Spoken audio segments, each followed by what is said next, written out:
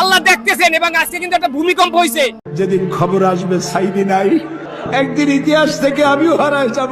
14ই August 2023 বাংলাদেশের রাজনীতির ইতিহাসে এবং ধর্মীয় অঙ্গনে একটি শোকাবহ ও চরম রহস্যে ঘেরা দিন। একটি অ্যাম্বুলেন্স এসে থামল ঢাকার বঙ্গবন্ধু শেখ মুজিব মেডিকেল বিশ্ববিদ্যালয়, যা পিজি হাসপাতাল নামেই বেশি পরিচিত।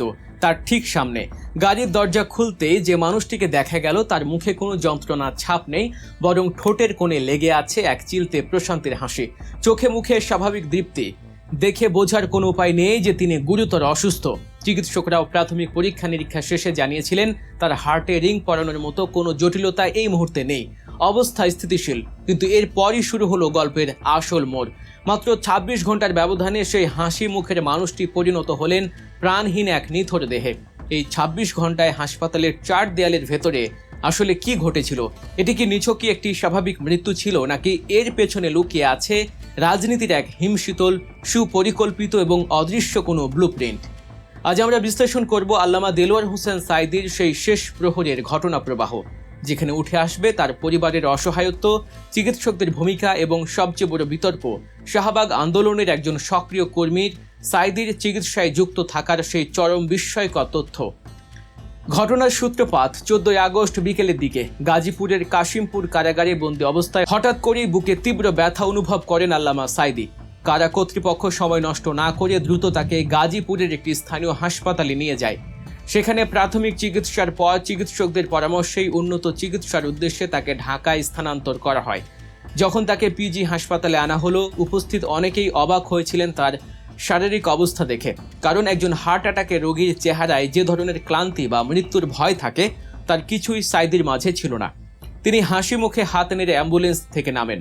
কিন্তু বিপত্তি বাঁধল ঠিক এর কিছুক্ষণ পর থেকেই। একটি রহস্যময় নীরবতা গ্রাস করতে শুরু করলো পুরো হাসপাতাল চত্বরকে। সাঈদীর পরিবারের সদস্যরা যখন হাসপাতালে ছুটে এলেন, তখন তাদের সামনে এক অদৃশ্য দেয়াল তুলে দেয়া হলো। ছেলে মাসুদ সাঈদী দীর্ঘক্ষণ অপেক্ষায় থাকার পর তার একটি ফেসবুক পোস্টে যে কথাগুলো তিনি লিখেছিলেন, তা পুরো দেশের মানুষের মনে সন্দেহের বীজ বপন করে দেয়। তিনি লিখেছিলেন যে হাসপাতাল কর্তৃপক্ষ এবং প্রশাসন তাদের সাথে অত্যন্ত নিষ্ঠুর এবং শীতল আচরণ করছে। তাদেরকে কোনো সঠিক তথ্য দেয়া হচ্ছে না, এমনকি সিসিইউতে থাকা মুমূর্ষ বাবার সাথে শেষবারের মতো একবার দেখা করার সুযোগটুকু তাদের দেয়া হয়নি। মাসুদ সাঈদীর সেই পোস্টের ঠিক 1 ঘন্টা পরই আসে সেই অমোঘ সংবাদ। রাত 8:40 আল্লামা সাঈদী শেষ নিঃশ্বাস ত্যাগ করেন। পরিবারের কাছে তথ্য গোপন করা, শেষ মুহূর্তে দেখা করতে না দেয়া এবং প্রশাসনের এই অস্বাভাবিক লুকোচুরি, সব মিলিয়ে সাঈদীর মৃত্যু মুহূর্তের মধ্যে এক বিশাল প্রশ্নবোধক চিহ্নে পরিণত হয়। কিন্তু এই সন্দেহ এবং ক্ষোভ আক্ষরিক অর্থেই দাবানলের মতো জ্বলে ওঠে যখন সামাজিক যোগাযোগ মাধ্যমে অর্পিতা আক্তার উর্মি নামের এক তরুণীর একটি পোস্ট ভাইরাল হয়।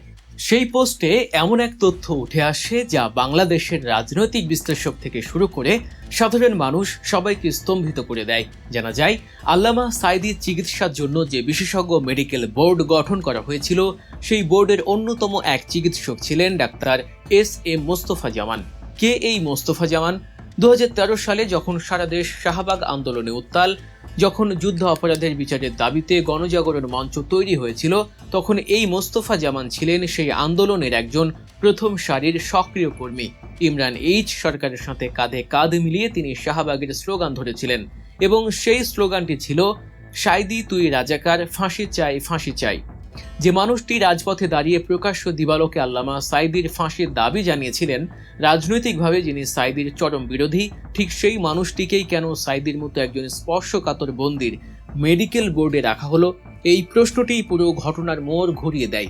সাঈদী সমর্থক এবং সাধারণ মানুষের মনে এই ধারণা প্রবল হতে শুরু করে যে এটি কোনো স্বাভাবিক চিকিৎসা প্রক্রিয়া ছিল না, ব্যক্তিগত ও রাজনৈতিক আক্রোশ চরিতার্থ করার জন্যই কি তবে এমন একজন চিকিৎসককে বেছে নেওয়া হয়েছিল? পুরো চিকিৎসা ব্যবস্থা এবং মেডিকেল বোর্ডের নৈতিকতা নিয়ে প্রশ্ন ওঠে। সামাজিক যোগাযোগ মাধ্যমে শুরু হয় তীব্র সমালোচনা। অনেকেই এটিকে ঠান্ডা মাথার পরিকল্পিত হত্যাকাণ্ড বলে আখ্যা দিতে শুরু করেন। রাজনৈতিক মহল থেকে শুরু করে চায়ের দোকান, সব জায়গায় তখন একটাই আলোচনা, 1 দশক আগের রাজনৈতিক প্রতিহিংসার চরম পরিণতি কি সাঈদীর এই মৃত্যু? তবে মুদ্রার উল্টো পিঠও আছে।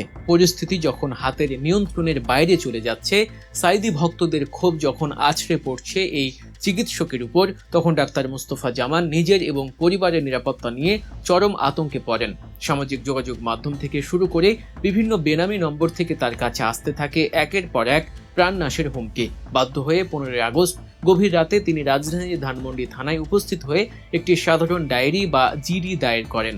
তার দায়ের করা জিডিতে তিনি দাবি করেন যে তিনি কেবল একজন পেশাদার চিকিৎসক হিসেবে তার দায়িত্ব পালন করেছেন। শেখ মুজিব মেডিকেল বিশ্ববিদ্যালয়ে কর্মরত অবস্থায় কর্তৃপক্ষ তাকে যে দায়িত্ব দিয়েছিল তিনি তা চিকিৎসা বিজ্ঞানের নিয়ম মেনেই সম্পূর্ণ করেছেন। তিনি একা নন, বরং একটি বিশেষজ্ঞ চিকিৎসক দলের অংশ হিসেবে তিনি সাইদির চিকিৎসা প্রক্রিয়ায় যুক্ত ছিলেন।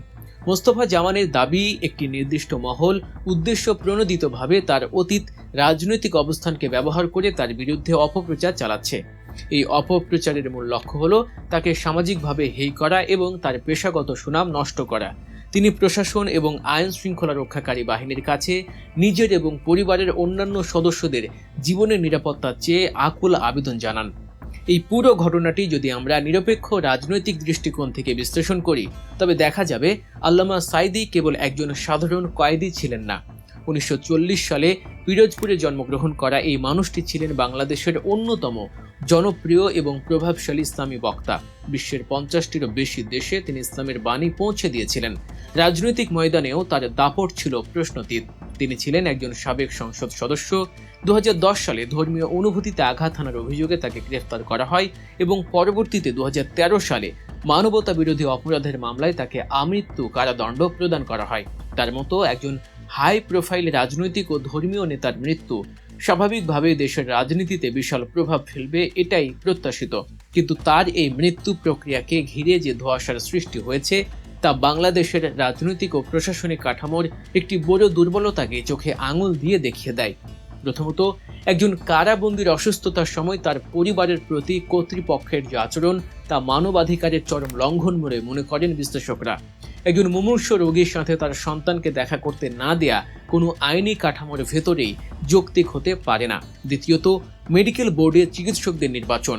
চিকিৎসা একটি মহান পেশা এবং একজন চিকিৎসকের কাছে রোগীর রাজনৈতিক পরিচয় বিবেচ্য বিষয় হতে পারে না। এটাই চিকিৎসা বিজ্ঞানের এথিক্স। কিন্তু বাংলাদেশের মতো চরম মেরুকরণ হওয়া একটি রাজনৈতিক সমাজে যেখানে সবকিছুর ভেতরেই রাজনীতি খোঁজা হয়, সেখানে শাহবাগ আন্দোলনের একজন সক্রিয় কর্মীকে সাইদির চিকিৎসার দায়িত্ব দেয়াটা কি স্রেফ কাকতালীয় ছিল, নাকি এর পেছনে কর্তৃপক্ষের চরম অদূরদর্শিতা কাজ করেছে? সাইদির সমর্থকদের কাছে এই মৃত্যু একটি হত্যাকাণ্ড। তাদের বিশ্বাস, চিকিৎসকের লেবাসে রাজনৈতিক প্রতিপক্ষকে শেষ করে দেওয়ার একটি ঘৃণ্য চক্রান্ত বাস্তবায়ন করা হয়েছে মাত্র 26 ঘন্টার নোটিশে। অন্যদিকে ডাক্তার মোস্তফা জামান এবং তার সমর্থকদের মতে এটি স্রেফ একটি স্বাভাবিক শারীরিক মৃত্যু, যাকে পুঁজি করে একটি গোষ্ঠী দেশে অস্থিতিশীলতা তৈরি করতে চেয়েছিল এবং একজন চিকিৎসকের জীবন বিপন্ন করে তুলেছে। সত্য আসলে কোথায় লুকিয়ে আছে? হাসি মুখে অ্যাম্বুলেন্স থেকে নামা সাইদির সেই শেষ ছবিগুলো কি কোনো অন্য গল্প বলে, নাকি সিসিইউ এর ওই বদ্ধ ঘরে আসলেই এমন কিছু ঘটেছিল যা কোনোদিন পৃথিবীর আলো দেখবে না?